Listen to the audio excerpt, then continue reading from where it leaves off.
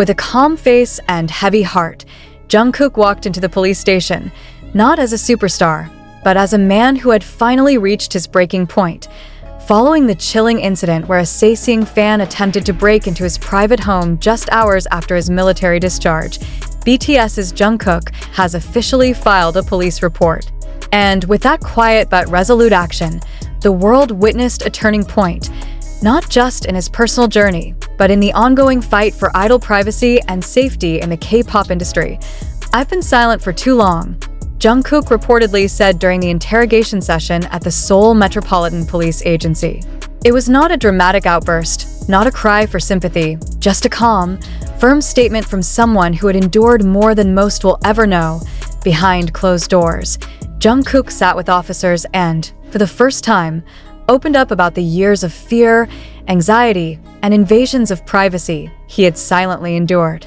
He recounted moments of waking up to strangers outside his home, receiving unsolicited gifts and food, and always having to glance over his shoulder, even in places meant to be safe. "I kept hoping it would stop if I stayed quiet. But it never did," he said, according to sources close to the case. "It only got worse." The breaking point came when his home, the very place meant to be his sanctuary after nearly 2 years of military service, was violated. According to law enforcement, the Sasaeng had attempted to gain access to his residence under the pretense of a delivery, an act premeditated, calculated, and undeniably threatening. What shook Jungkook the most, however, was not just the invasion itself, but the fact that his mother was inside at the time. Family, he reportedly told the authorities, had always been his last boundary.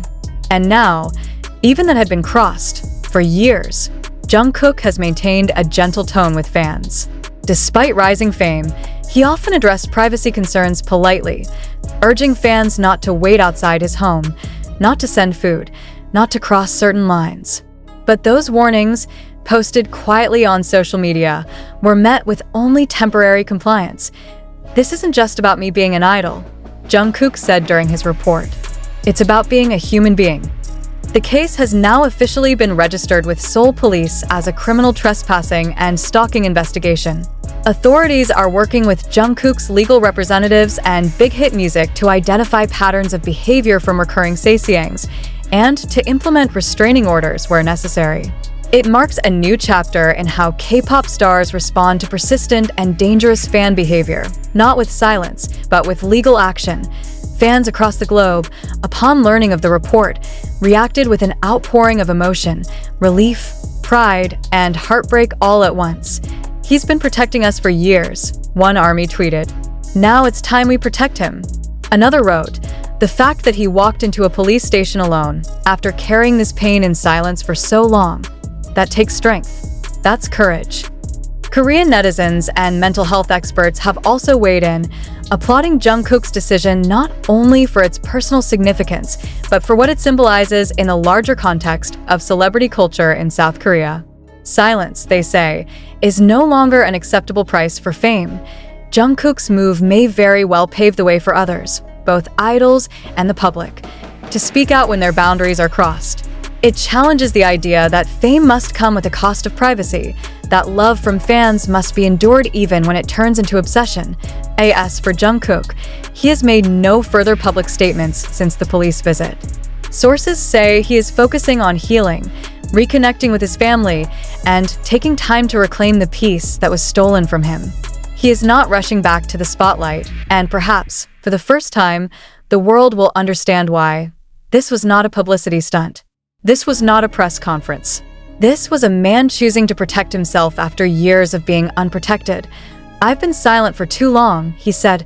He isn't silent anymore. What Jungkook did in that police station wasn't just administrative, it was revolutionary. In an industry that often pressures idols to maintain a clean, smiling, conflict-free image, speaking out can feel more dangerous than staying silent. Yet he chose to speak. Not on stage, not through music, but in the cold, sterile room of a police station, without makeup or fanfare. His voice, finally used for himself, carried the quiet weight of liberation. For years, idols have been asked to endure, to be grateful, to smile through fear, nod politely through panic, and pretend that being followed home at midnight is a sign of love, not harassment. The term Sasaeng has become so normalized in the K-pop lexicon that many forget its meaning is rooted in violation. And Jungkook, with one action, has forced everyone to remember. Fans are now asking the question that should have come much earlier. How many times did Jungkook wake up in fear and say nothing? How many nights did he watch from his window, phone in hand, wondering if calling the police would make it worse? How many stalkers did he smile past? How many lines did he let blur, hoping that by being kind, they would stop? But kindness was never the cure. Silence was never the solution. What Jungkook has done is not just protect himself. He's issued a quiet ultimatum to the world. If you love me, let me be safe. Let me breathe. Let me live. Behind closed doors, Big Hit Music has reportedly increased internal protocols around artist protection. Enhanced home security, travel escorts, and reinforced digital privacy have now become a priority. But fans argue it should never have taken this long. The burden of safety should never have fallen solely on the artist's shoulders. Social media is now filled with messages not of rage, but of grief. Grief that it took this long. Grief that he had to endure in silence. Grief that he, and likely so many others, learned to normalize the abnormal. Some fans are sharing their own stories of anxiety and trauma, building a chorus of support not just for Jungkook the idol, but Jungkook the human. Others are starting global campaigns advocating for stricter legal action against Sasaengs, proposing laws modeled after stalking protection acts in countries like Japan and the United States, and South Korea, where the idol-fan dynamic is complex and often romanticized. This moment may mark a necessary reckoning, one where the fantasy ends and real consequences begin. Because if Jungkook, one of the most beloved, protected, and internationally respected stars, can be violated in his own home, then no idol is truly safe under the current system. This is no longer just a fandom issue. It's a cultural one. There is something unspoken but devastating about the moment an artist has to defend their right to be alone. When applause fades and the curtains close, they do not disappear. They go home, like anyone else. And home, of all places, should not be another stage. Jungkook's act of stepping into that police station, of finally choosing himself, is a reminder to the industry, to the public, and even to other idols. Your life matters more than your image. He has broken his silence not to fight his fans, but to protect them from the darker parts of themselves. From the idea that love must be total, consuming, boundaryless. He is teaching the very people who adore him what real love looks like. It protects. It respects. It stops when asked. And maybe that's the hardest lesson of all. That in the coming weeks, we may see follow-up statements, increased legal action, perhaps even new policy announcements from entertainment agencies. But what will linger longer than any headline is the image of Jungkook sitting in that room, not as a performer, but as a person. Tired, steady, determined. The voice we've heard in so many songs finally used for himself. And while it may have taken years to reach this moment, he has arrived, not as someone asking for permission, but as someone drawing the line. The silence is over, and for once, the world has no choice but to listen. As news of Jungkook's police report spreads across global media outlets, the response has been immediate and emotional. Not just from ARMY, but from fellow artists, activists, and journalists who have long understood the undercurrent of exploitation behind the glamour of K-pop. Several public figures have taken to social media to voice support, praising Jungkook's courage not only to defend his own safety, but to do so without spectacle. His refusal to let the situation be dismissed as just another fan incident is already inspiring a broader conversation about mental health, agency, and control in a world where public figures are expected to be endlessly accessible. Mental health professionals are now weighing in, calling his action not just brave, but necessary. Dr. Min Soo-jin, a clinical psychologist who has worked with entertainers under anonymity, spoke to local media, saying, "What Jungkook did is more than a report, it's a reclamation." When someone reclaims their personal space after trauma, especially when it's been repeatedly violated, they are saying, "I deserve to be whole again." And this, perhaps more than any headline, is the most human truth behind the story. That Jungkook, the artist who has poured his soul into every note and lyric, who has stood under more pressure than most will face in a lifetime, is now finally standing for himself.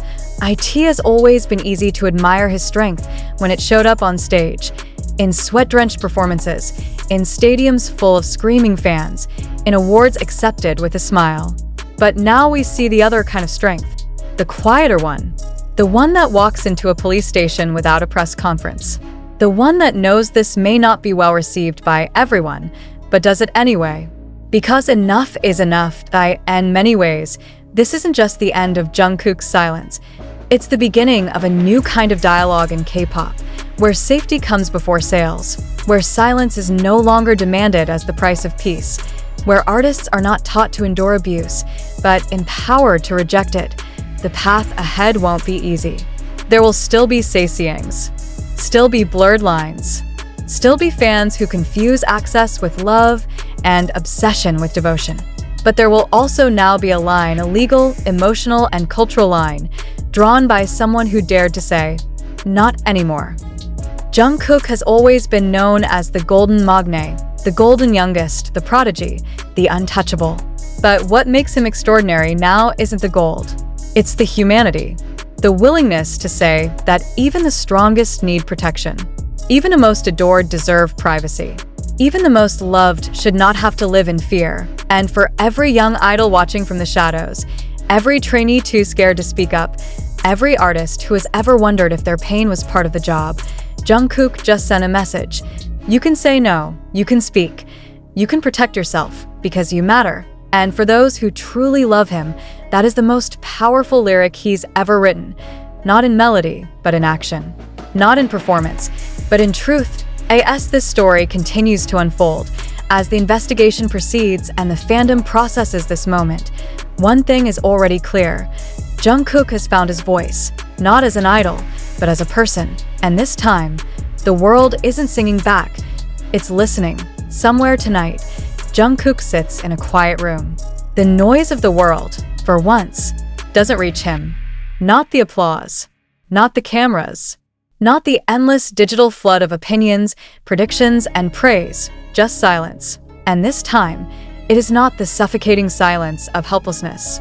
It is the chosen silence of a man who has spoken, finally, firmly, and no longer needs to explain himself. The world knows now. He asked gently.